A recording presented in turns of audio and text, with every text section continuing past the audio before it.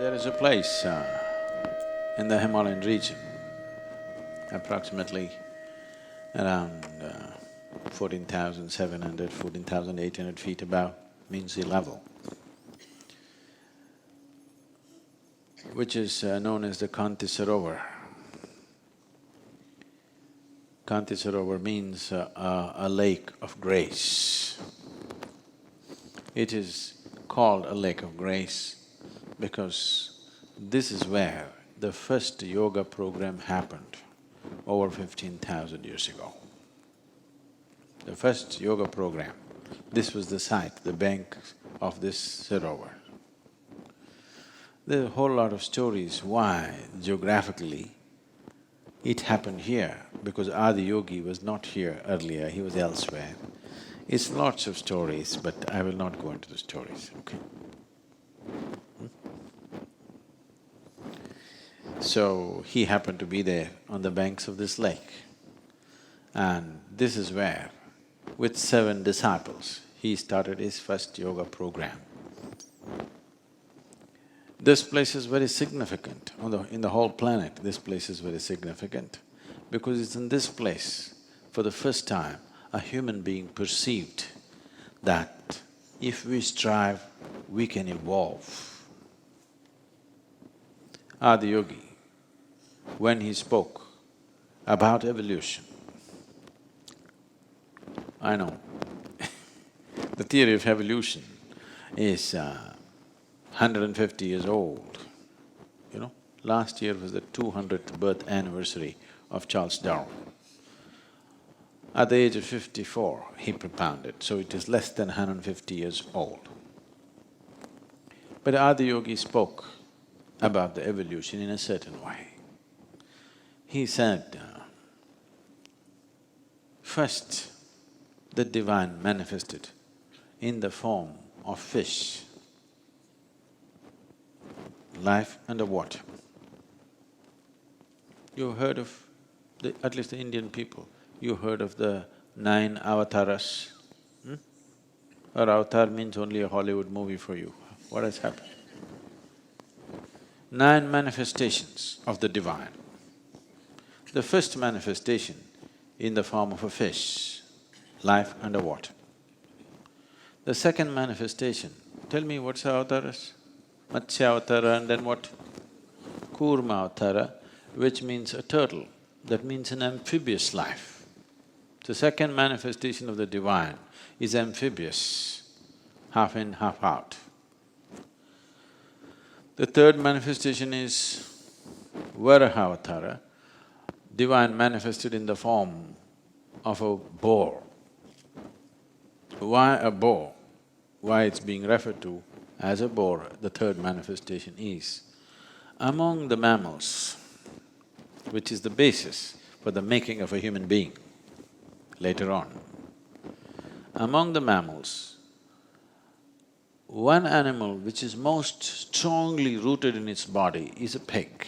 You can't kill a pig easily, do you know this? See, in where we are, the yoga center, the tribal boys, they're going to school, if they see a deer, 3, 4 of them corner it, with a stick, they'll kill it. One thing, they will kill it. So easy to kill a deer. But a wild boar is not like that. You break its body, it will not die. It's very, very strongly rooted in its body.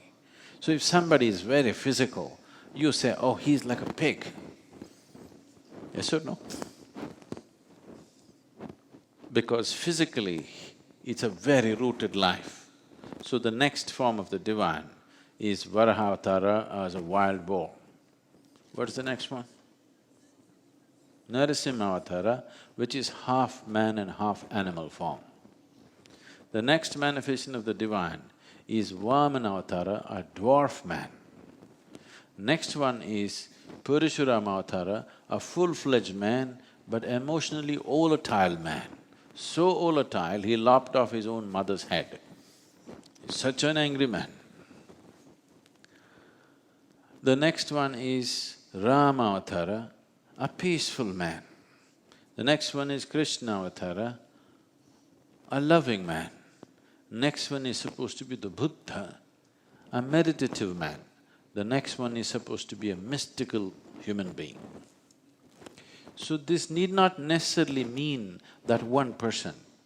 They're talking about humanity evolving, life evolving in a certain way. So this Adiyogi said over 15,000 years ago. Does it run very much parallel to Darwin's theory of evolution? Yes or no?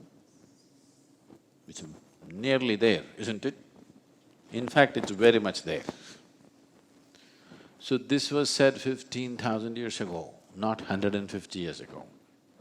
And then he said, as human beings, physically you have evolved to a point, further evolution is not possible unless some dramatic changes happen in the solar system. It's very uncanny. About 4 years ago, the neuroscientists came up with this fact that human brain cannot evolve further. You can learn to use it better, but it cannot evolve further because the only way it can evolve is either you must increase the size of the neuron to become more capable, or you have to increase the number of neurons. If you increase the number of neurons, clarity will be lost. This happens to many children. When they're born, they're brilliant, but they can't do anything properly because there is no clarity. It takes some time to shed some of the neurons, reduce the number of neurons in the brain, and then they become stable.